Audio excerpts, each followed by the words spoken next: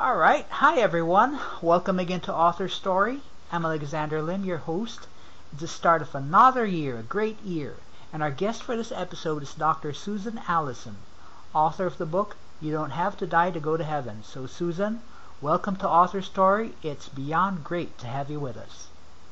Thank you so much, Alex, for having me. Cool. So, Susan, to start things off, why don't you tell our listeners a little about yourself? What's your background? Was this book, because I understand this book deals with shamanism, so I'm particularly interested to know if shamanism was part of your childhood or in the common conversation around you while growing up.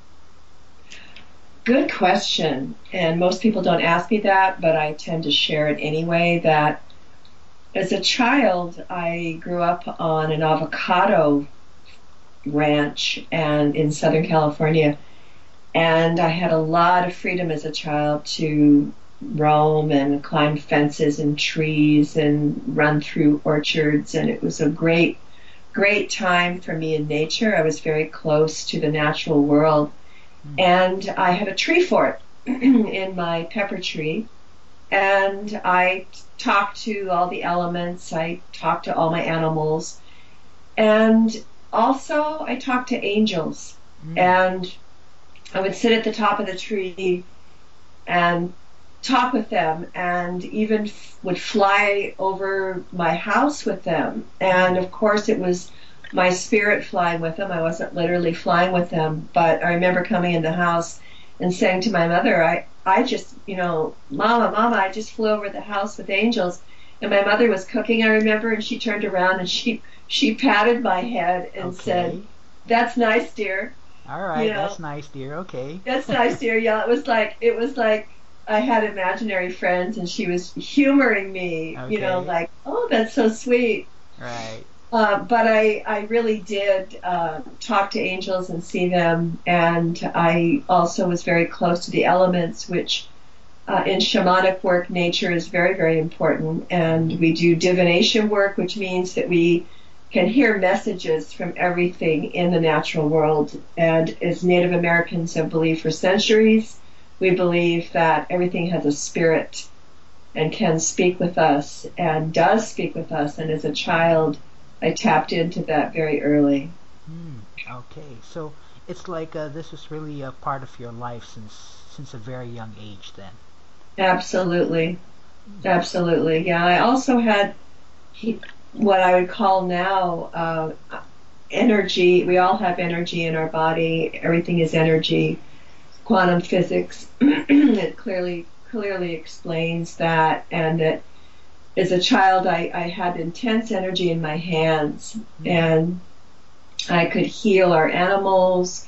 Wounds would close up. I would put my hands on my parents if they had a headache, and no one said anything about this. It was not, it wasn't weird, and it wasn't described as anything but that I just did that. And they thought of it as warmth, which is, if you've ever done Reiki or heard about the reconnection, Dr. Eric Pearl's work, it's energy medicine, they call it now. And later in my life, when I was an adult, I was trained as a Reiki master and took this energy that I had and have used it to help people heal. And so I had that as a child as well, and however did not develop my shamanic practice or the energy healing practice until I was an adult. Okay, so what made you decide to expand your exploration to shamanic practices? Was there any particular incident that triggered this? Yes.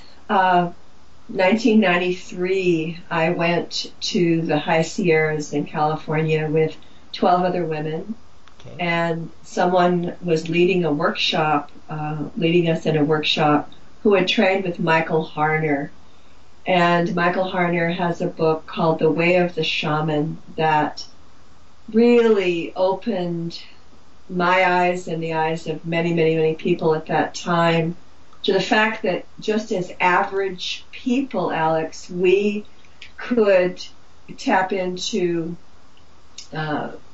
this incredible shamanic world and be able to listen to a drum, which is like a mantra. It allows us to go into a relaxed meditative state, Okay. and then to journey through the subconscious mind, through the senses, not the conscious mind, not the linear mind, but through the subconscious, to be able to, I call it spirit traveling to other dimensions in the shamanic world. And that was in the fall of 1993.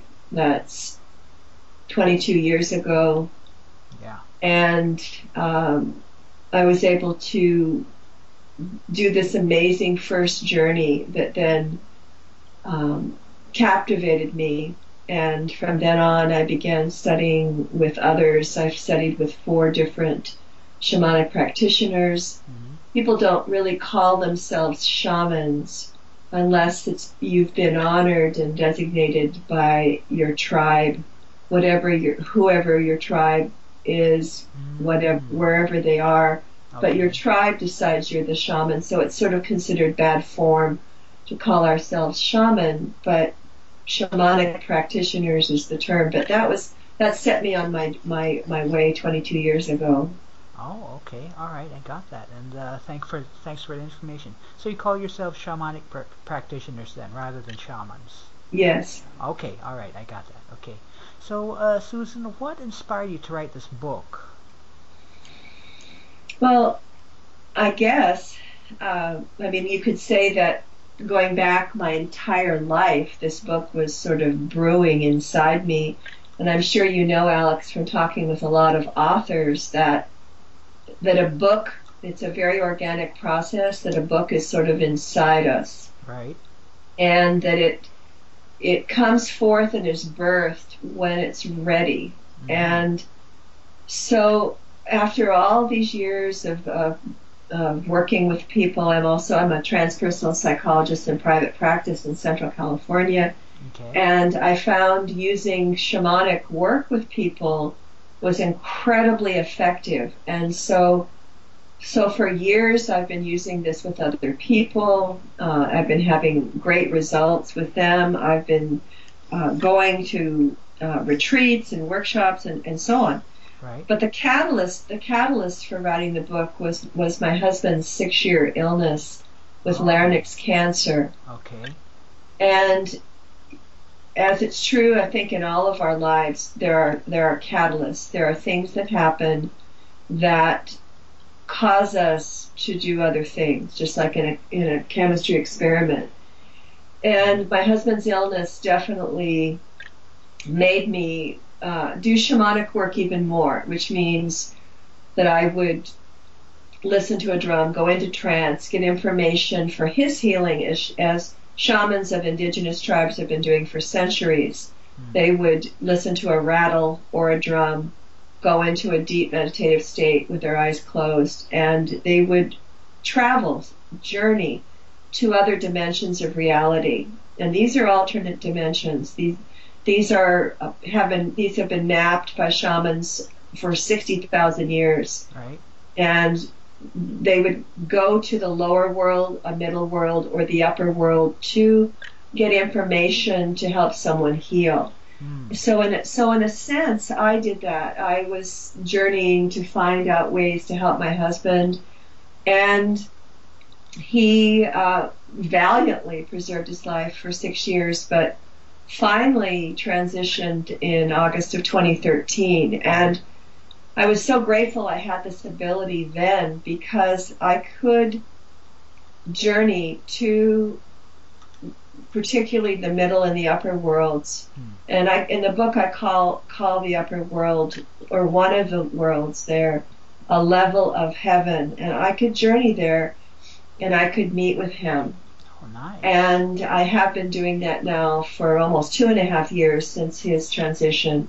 So his illness and then his passing, that was really the catalyst for me to write this book, because what I found is that he was alive and well. He was so vibrant, so healthy, which he wasn't by the end of his life here. His physical body had deteriorated like a snake's skin. He shed it, and he was so joyful, happy, vibrant, immortal in the upper world.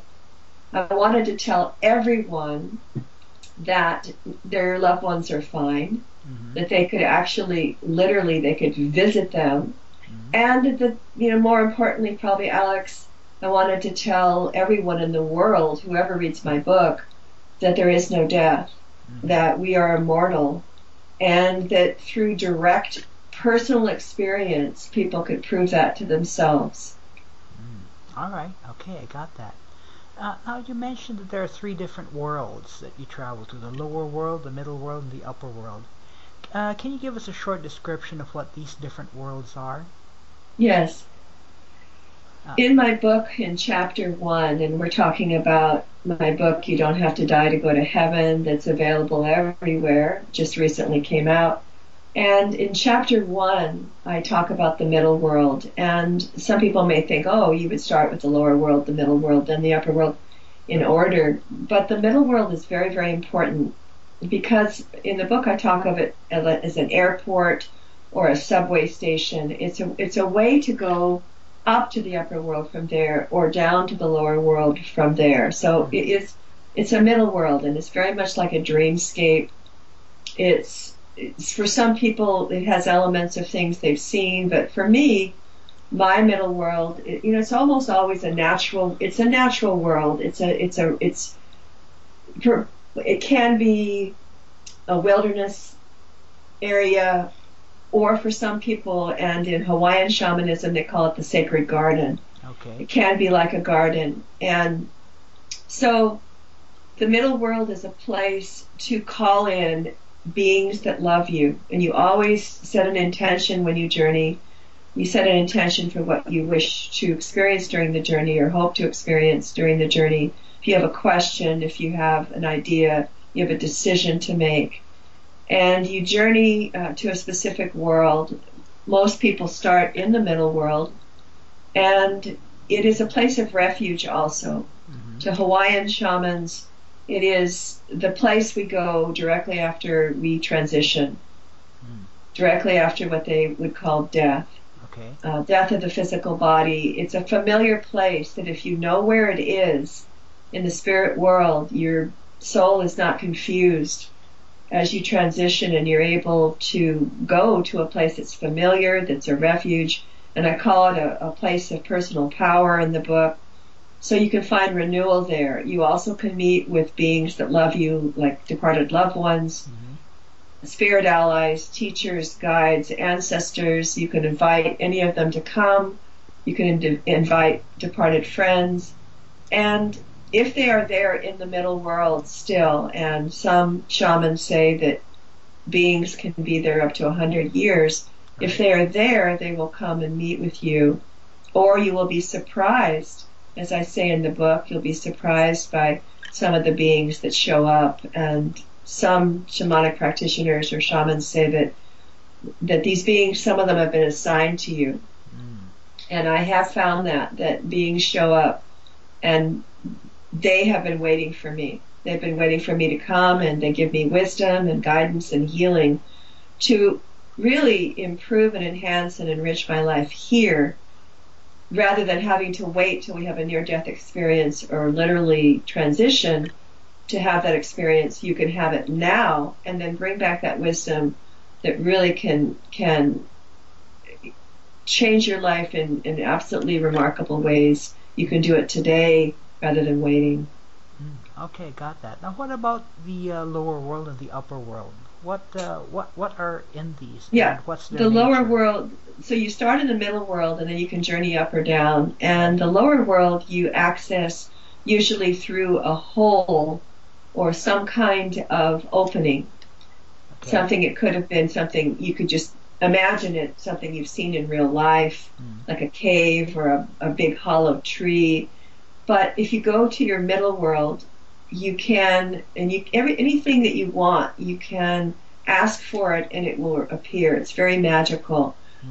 So I, for instance, have a huge, great tree in my world, and there's a hollow in that tree. And then I can journey from there down into the tree and out. And the lower world is raw, pristine nature. It's not to be confused with the hell of the Christians or the underworld of the Greeks. Right. It is very ancient, primeval nature. And there you invite in animal beings. People would maybe call them animal totems or power animals or animal helpers. And they are your helpers. And they will take you on trips there in that world. They'll talk to you. And everything can speak with you. It doesn't speak with the mouth, but you hear what they're saying in your mind. And so these animals can assist you, and some of them even become your teachers. And I have a couple, particularly one that's been with me for 22 years. Right. So that's the lower world. And I think it really, Alex, is about polishing our rough edges, about letting go of personality and character traits that don't serve us any longer, whether it's judgment or arrogance or a lack of self-love. It's resentment and anger towards people, whatever it is that is not serving you, it's not allowing you to evolve.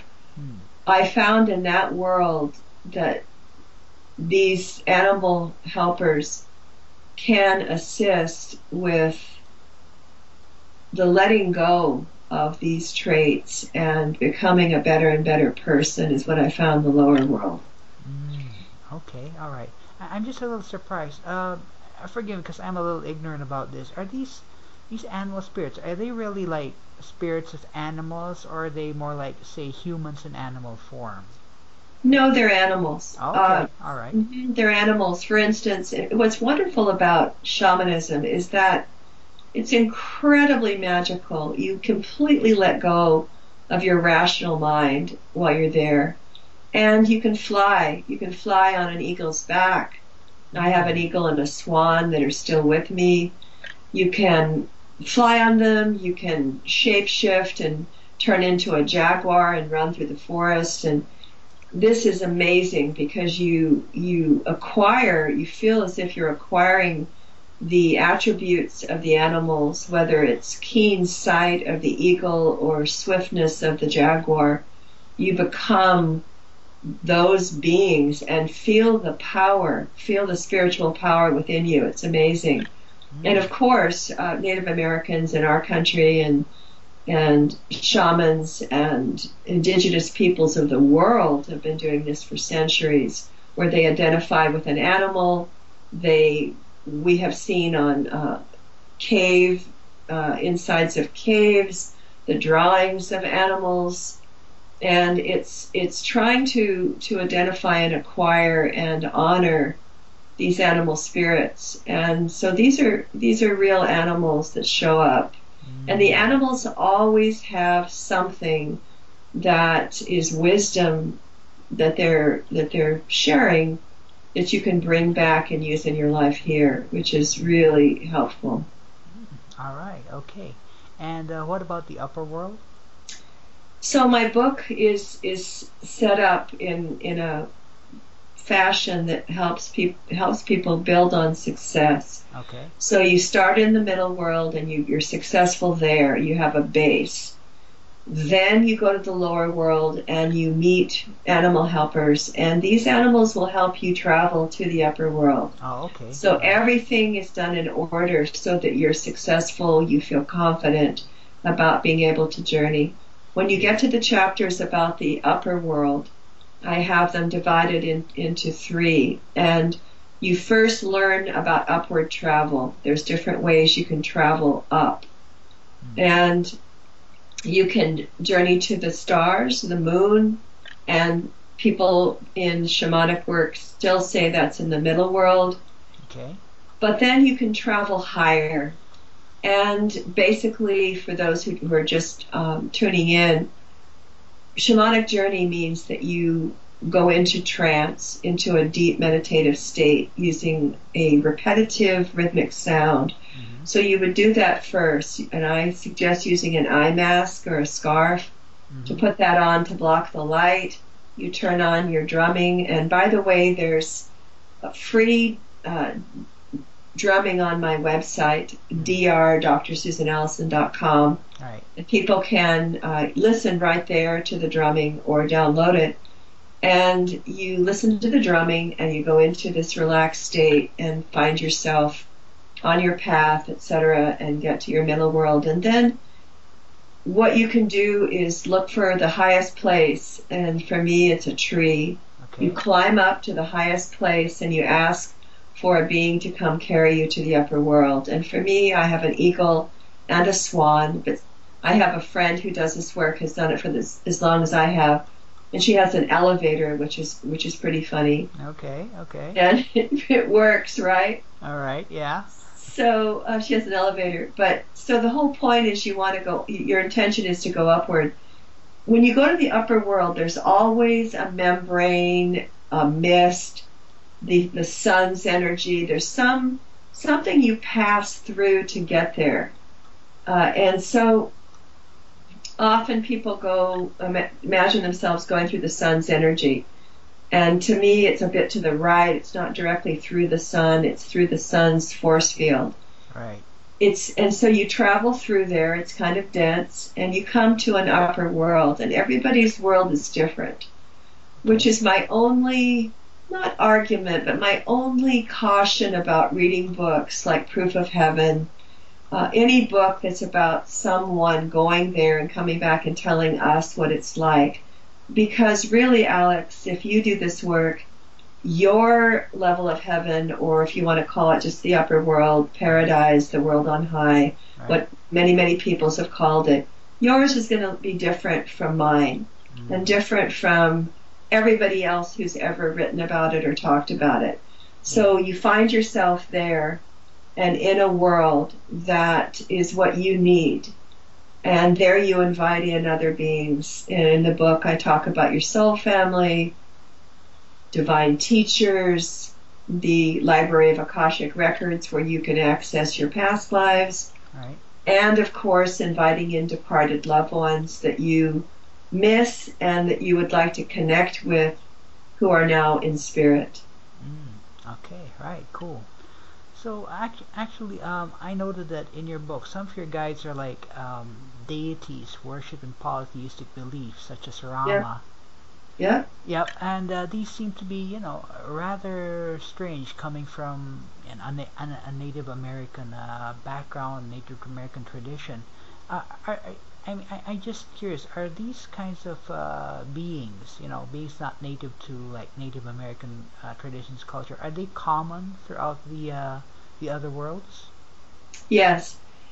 It actually has nothing to do with and I have done a lot of vision quest work in the Plains Indian tradition, but I wouldn't consider myself obviously I'm not Native American culturally. I do love their traditions, I love their teachings, but anybody of any background, if you are a scientist and you are an agnostic and an atheist, you can still do this work. So it's really important to share with your listeners that it has absolutely nothing to do with your religious beliefs, or if you do not have religious beliefs. What happens when you go there to these worlds is that beings that love you are going to show up. Now, some shamanic teachers say that they've been assigned to you. So when you do this work, Alex, there will be beings that come that are meant for you, that are going to share things with you that you particularly need, and they're going to help you. So I have no idea who's going to show up for you, and I had no idea that people like Lao Tzu would come, right. The founder of Taoism came, right. And these are the spirits of these beings. And in these worlds, there is no linear time. So it doesn't mean that I'm so special that Rama or Lao Tzu came to me. It means that their spirit can be anywhere at any time. Jesus has come to me. It doesn't mean that only I am seeing Jesus and talking with Jesus. The spirits of these beings can be everywhere at once. Right. There is no linear time in these worlds, which is really, really very interesting and amazing.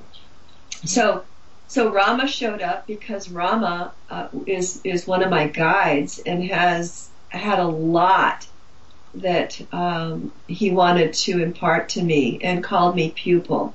Okay. So any being could show up, and some of them are surprising. You have no idea. I had an ancestor come named Mainana, and she said she was Tongan.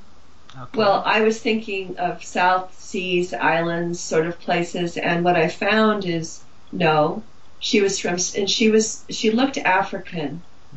She told me she didn't tell me this, but I did research later, which research is really, really, really amazing after you have a journey. Then you do research, because I didn't know about Lao Tzu's life. I didn't know who Rama was at all. Okay. And Mainana, I had no idea who she was, and she said she was Tongan, and sure enough, I researched that the Tongan language is spoken in South Africa, and I thought Mainana, and I found it was a Hindi name. Okay. I thought, well, how could that be in South Africa? And I found out that 400,000 people from India have settled over the centuries in South Africa. Oh, okay. So what happens is you do research later, and it completely corroborates what the beings have told you, how they look, and everything that happens between you. It makes total sense later when you do the research. So I find it fascinating. All right, cool, interesting. Yeah. Right, great. So, Susan, granted, there are people whose, minds will never change. They're set in their ways and beliefs and whatever. But say you met up with someone who doesn't believe in the stuff that you talk about, but he is open to such ideas. Right. And if you had only one thing to tell that person for whatever reason, what is it? What is that one thing that you would tell that person? Well, I would first say to suspend their disbelief. Okay. Just let it go. Just act as if. And the other thing is, a lot of the people who say they don't believe this are very scientific. Okay. And I would have them study more closely quantum physics, which tells us that everything is energy. And in fact, recently people are talking about energy as densely packed light. That we are made of densely packed light and water. We're light, and all of the universe is also energy. And so I suggest to people that they think in those terms, that energy always exists. It's not finite like our bodies. And for people to think about, wow, I could be tapping into energy. I could be traveling as energy, and traveling into more energy, and finding who knows what, other worlds, other dimensions, and it's all energy. It's all densely packed light.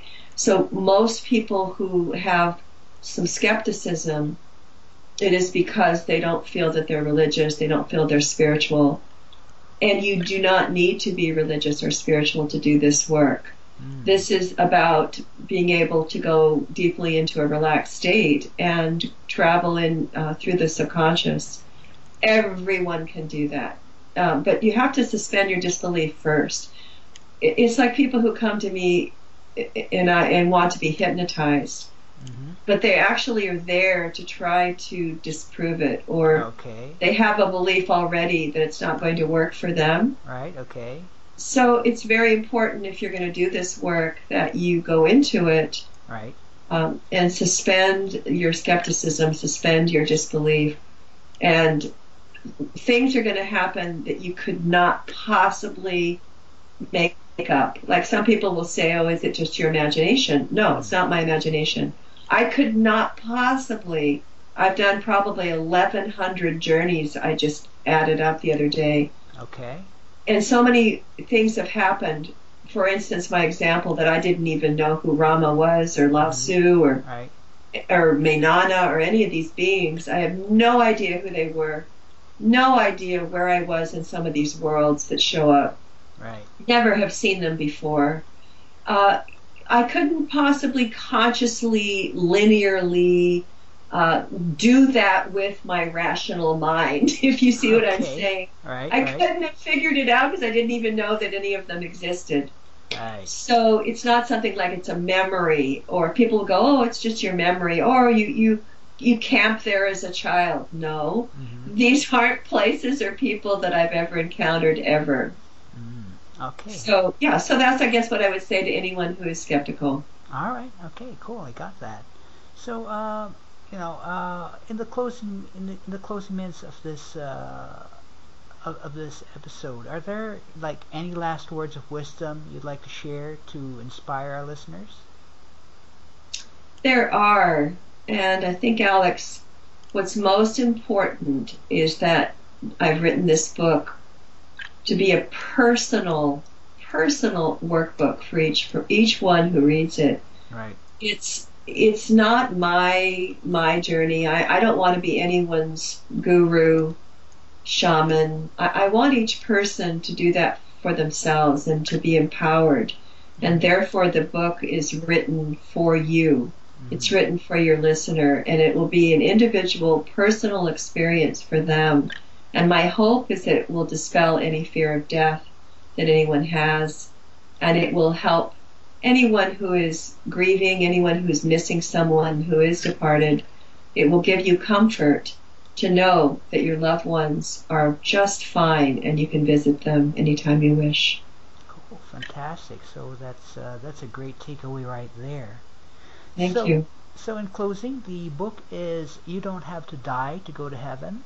The author is Dr. Susan Allison, and you can find her book on her website at drsusanallison.com. That's Dr. Susan Allison with 2 L's, one word, .com. And you can also find it on Amazon. By the way, Susan, if any of our listeners want to work with you, are you open to that? Absolutely. No, I work with people all over the world. Just as we're using Skype right now, Alex, I can work with people on Skype, on the phone. Right. And I am in Central California for anybody who would like to see me in person. All right, cool. But do you have like an email address they can reach you at? Something? Yeah, they can find that on my website. All right, on your website. Okay, cool. So, Susan, thank you very much for your time and being an author story. It's very informative for me, and I'm sure for a lot of listeners as well. Thank you so much for having me, Alex. Cool.